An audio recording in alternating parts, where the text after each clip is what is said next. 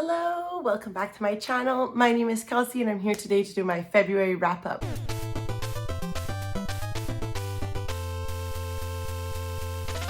Maybe thinking to yourself, Kelsey, oh my God, you have makeup on. And I'm like, yeah, I know. Thank God. And you know what? I was feeling supremely lazy. It is currently 10 p.m. right now. I did not want to film this despite having makeup on all day, despite knowing that I was going to hate myself more if I filmed this without makeup. So I said, you know what? Let's jump the gun. Let's just record this. But what I do like talking about is my statistics for the month. So let's get into those. This month in February, I read 10 books. We're going up. We are reading about my average. I had a little bit of a slumpy January, but things are starting to pick up again. So we are well on our way of reaching our end of the year goal. In terms of pages read, I read a total of 3,691 pages, which comes out to a total of about 132 pages per day, well above my 100 per day average. Fantastic. I also listened to 68.5 hours of those pages on audio. And this is really like how I've been reading these days, especially with fantasy books. I don't think I'm in necessarily a slump. However, I find that in order to concentrate on a book lately, I've had to have the audio. So that's why the number is so high. Then in regards to ratings, I did have 0 5-star books this month, which sucks, but it happens. I had 5 4-star books, however, 3 3-star books, 1 2-star book, 1 1-star book, and 1 DNF. So it wasn't the best month in terms of ratings, and that averaged out to about 3.3 overall. In regards to the author's identity, I read 8 books from female authors and 2 books from male authors. And then in regards to the age demographic, 6 of the books were adult and 4 of them were YA books. And then just in regards to the format, 6 of the books were completely listened to on audio, 1 of the books was an ebook, and 3 of the books were read physically without an audiobook. So let's start by going over some books that you can find in vlogs or other forms of content. These books, I will not be going over in-depth reviews on them, so you can find my thoughts and all of that elsewhere. Every Valentine's Day and summer, I try to do an entire vlog dedicated to romance. For this Valentine's Day, I wanted to do a knight and princessy type of theme. It didn't go the most successful. In fact, one of my DNF and 2-star books were in that vlog, but a 4.5 was also in that vlog. So I will link it up above anywhere if you want to see my in-depth thoughts on these. And then I also read Zodiac Academy #1, The Awakening by Caroline Peckham and Susan Valenti with the Kiss and Tell Book Club. The Kiss and Tell Book Club is a book club I co-host with my friends Jenny, Zoe, and Dorothy, and this month we read this book, and there's a whole live show. I will link it because it was on my channel, so I will link it up above. I don't think any of us particularly enjoyed this installment that much. This is my 1-star for the month. Quite the experience and quite the live show. So again, up above if you would like to see that. And I believe that's it for other content released this month in regards to my reading. So we'll get right into the reviews of the books I haven't talked about yet. The first book I finished in the month of February was My Flawless Life by Yvonne Woon. This book takes place at an elite high school and follows a senior named Hannah. And Hannah is a self-proclaimed fixer. People come to her with her problems and she is able to fix them, get rid of them. They are solved. And that is until her reputation is ruined because her senator father was arrested for reckless driving. Soon Hannah gets a request from a mysterious client who proposes to her a deal that can kind of change her life. So I did overall think that this book was pretty gripping, and I found myself reading this in large chunks because it is a mystery novel and there were some moments that I just could not put it down. I really enjoyed Hannah as a main character and I really liked her POV. While she was quite obviously an unreliable narrator, I found her to be the most fleshed out and like interesting character in the entire novel. The mystery of the novel overall was messy and fun, and I think Woon did an excellent job at creating something that kept my attention, and I was genuinely interested in seeing how it would be resolved. There were just 2 issues with the book that really led to me lowering my rating. The main big reveal of the novel I found to be quite obvious, so it did not come off to me as shocking when it was revealed. And I also found that none of the other characters in the book were as developed as Hannah, and it made them seem a little one-dimensional and that they were lacking depth. So I just couldn't really vibe with the other characters that much. Overall, I gave this a 3.5 stars. I still think it's a really interesting mystery. I just think that if you are accustomed to mysteries and solving things, I think you could figure it out pretty early, and I'm not sure if that would be as entertaining for readers who are more comfortable in the genre. After that, I tackled another arc for Vampire Weekend by Mike Chen. This is a really fun novel that's half horror, half contemporary in a sense. The novel mainly centers around a vampire named Louise Chow, who has been a vampire for several decades. The plus side to being a vampire for a really long time is going to many punk rock shows. Louise has been struggling to join a band of her own, but when a long-lost teenage relative shows up at her door, Louise is excited to sense a connection with someone who enjoys the same type of music that she does. Like I said, this is really like contemporary, so if you're looking for dark horror that surrounds vampires, I would stray away from this one. This is more of a fun romp that is tied to the myth of vampires, but it's more of a contemporary narrative that just so happens to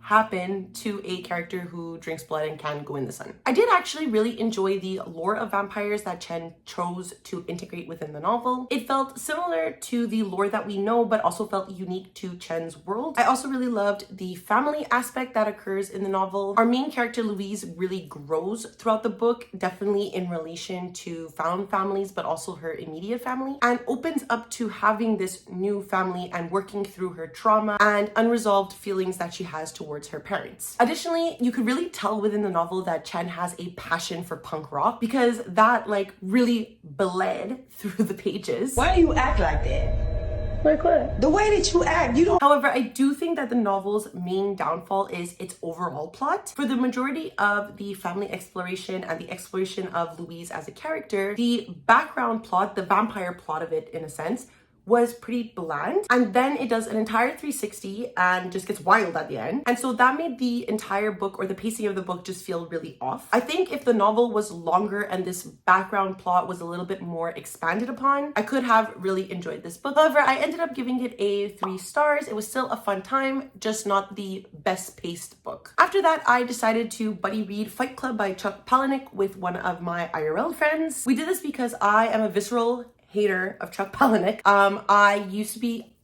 a little edgelord in high school, and I read a lot of Chuck Palahniuk. I bought a lot of his books. I had quite a bit of them on my TBR, and what I read in high school when I was edgy, I loved. However, the books that I read from Chuck Palahniuk after, when I was in university, you know, when that frontal cortex was a blossoming, I thought it was the trashiest trash in the world. And we decided to read Fight Club as an experiment. This is one of Chuck Palahniuk's greatest novels. It is kind of the novel that skyrocketed his career. And it follows 2 characters. One is an unnamed narrator who we never get to know, who becomes enthralled with this character named Tyler Dunn. And Tyler kind of overcomes and consumes our main narrator's life because he holds a secret after hours boxing club where men go and essentially fight each other, and there's no rules, only one rule, that you don't talk about Fight Club. We all know the gist of it. I am surprised to say that I actually had an excellent time reading this book. The edgelord, she still lives. She's still within me,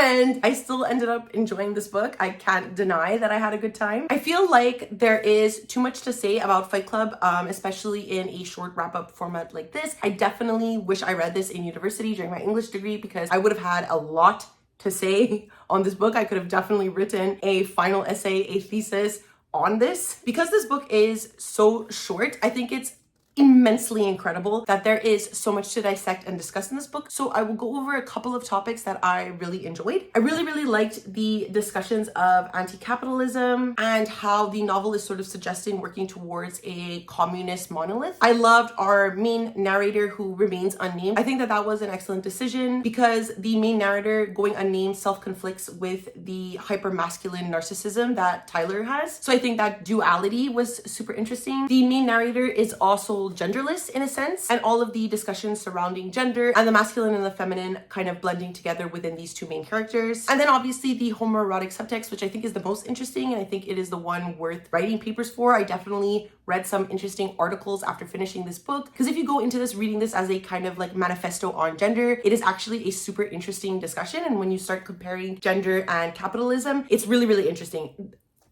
I'm amazed.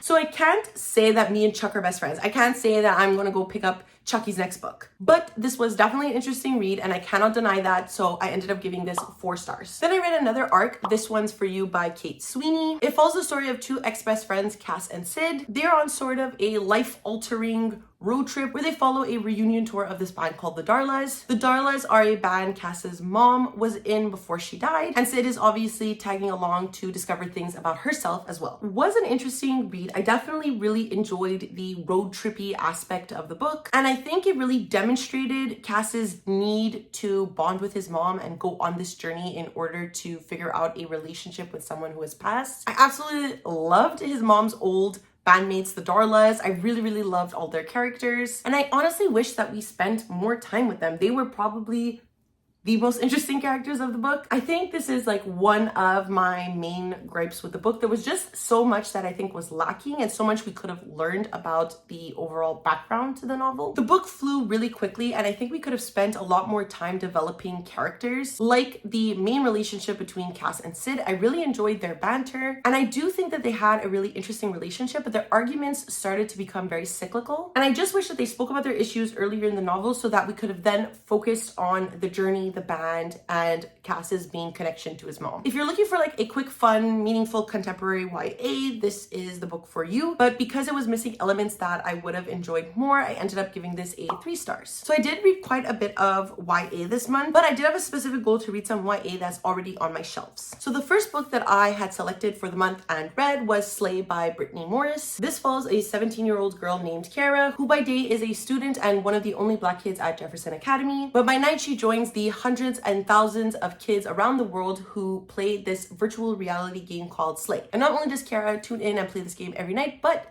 little does everybody know she is also the developer and creator of the game. However, once a teen in Kansas City is murdered because of what is going on in the game, Kiara is faced with difficult decisions that start to come her way. So I really enjoyed this. Firstly, I love the discussions of video games and finding a purpose or a place within a virtual world. Morris must be a fan of gaming because the love she has for it is very apparent throughout the book. And I really appreciate how the passion is shared with Kiara, our main character. Oh, I think I've been calling her Kiara, but I think her name is Kira, actually, sorry. So Kira was a really strong main character, and I loved reading from her perspective as she tried to navigate the issues that were occurring within the book. Through her character and the game Slay itself, the novel really explores societal issues that are being faced currently and discussions surrounding spaces created for and by Black people and how important they are for that sense of community. It was empowering and interesting, and even though the plot kind of meanders at some points, it never strays from conveying the importance of this message to its readers. I really enjoyed how the side characters come into play within the book, and without going into spoilers, the discussions surrounding one particular character were really interesting and meant a lot to me in one sense and made me really relate to Kira overall. Some elements of the plot did feel a bit rushed at the end, and I would have appreciated a couple more pages, but honestly this was so captivating and fun from beginning to end, and I would highly recommend it. I gave it 4 stars. I really enjoyed this. The other YA book I picked up this month was Raybearer by Jordan Ufeko, and this follows a young girl named Tarasai who has been raised kind of since birth by this woman called the Lady. The Lady has been training Tarasai to go to the capital and be chosen as one of the children to the crown. Once she is selected as one of the children to the crown, she will bond with the crowned prince, and the Lady has one goal for Tarasai once she bonds: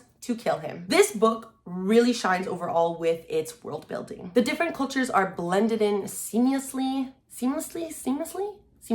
And the motivation for characters and the roles at which they have was very clever throughout the entire novel. The magic system made sense and provided a wonderful found family element that I absolutely loved, and it's really ingrained and important throughout the entire book. And that related to me really enjoying our main characters and the bond and love that they shared with each other. I really enjoyed seeing the relationship between Tarasai, Dayo, Sanjit, and Kira, especially when they first meet in the children's palace at the beginning of the novel. It was so sweet. I love like school settings, so that was something that I particularly appreciated at the beginning of the book. The setting of the palace was really interesting, like I said, and I really enjoyed watching them grow up and how their personalities remain despite like the events of the plot unfolding. My one complaint about the book would definitely be the novel's overall pacing. I found the last 100 pages to go by extremely fast, and I found myself a little confused as to what was going on. I did listen to this on audio, so it is possible perhaps that I didn't notice something that had occurred earlier on in the plot that led to this. However, everything that was revealed was super interesting, and I am keen to see how Teresai survives where she ends up at the end of this book and what happens next. I gave this a 4 stars. I definitely recommend it. I think it's an incredible debut and I would highly recommend it. The last book I picked up for the month of February and finished it on the very last day was Hellbent by Leigh Bardugo. This is the second book in the Alex Stern series and the continuation to the plot that occurs in Ninth House. The Alex Stern series, or Ninth House, essentially follows this girl named Alex Stern who, after a kind of life or death situation, is selected to attend Yale University. There is one catch to that. Because Alex is able to see and communicate with the dead, she joins a group of people who are tasked with kind of watching Yale's secret societies. Obviously, the novel is far different within this one. It is a continuation. There are characters that are in places that we discover at the end of Ninth House. So there was some things that occurred within this book that did not allow for me to give it a full 5 stars. I really liked Leigh Bardugo's writing. If I didn't like Leigh Bardugo's writing, I wouldn't have read everything she's ever written. I really do like Alex Stern as a main character. I think in this novel, she really grows from where she was in Ninth House, and I think it's a beautiful thing to see. I love the found family aspect of it. I loved the discussions of religion subtly in this book. But for a couple of seconds, I'll leave my hand like this. I just want to get into a couple of spoilery, it's like suggestions. So if you've read the book, you'll understand what I'm saying. But there is some things that could not allow for this book to have the full 5 stars that Ninth House had. Could it be that their trips to hell were incredibly quick and had a lot of deus ex machina type of solutions that made it feel really lackluster? Could it be the quick and unsatisfying reunion between friends? But did the found family trope help? Yes. Did the demon dogs and vampires add an extra twist to the world that I really enjoyed? Yes, indeed. So while all answers to those spoily questions point to yes, I will definitely be continuing within the series. I certainly want to see where the story goes from here, and I ended up giving this a 4 stars. So that's it. Those are all of the books I read in the month of February. Please let me know in the comments if you've read any of them. Did you like them? Did you hate them? Let me know. Of course, if you would like to follow me on my reading journey and seeing what I'm reading this month in March, I always leave a link down below to my Twitter, Goodreads, and Instagram if you would like to follow me there. And of course, because it is the end of the video, please do not forget to like, subscribe, and ring the notification bell. I tell you every time, but it does wonders for my channel. It makes me feel really good. And that's it. I don't know when I will see you next, but I will see you next time. Okay, bye.